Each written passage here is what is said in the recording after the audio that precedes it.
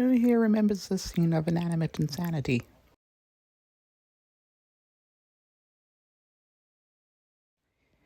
This was from the episode called Spring on the Breakfast. And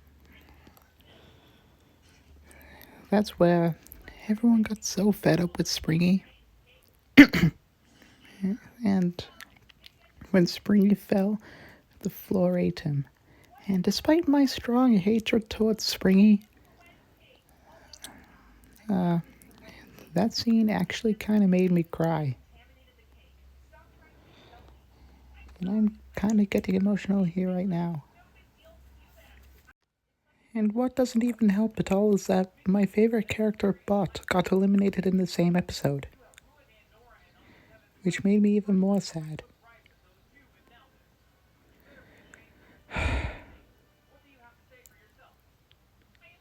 Sorry guys, I'm just trying to gather my feelings here.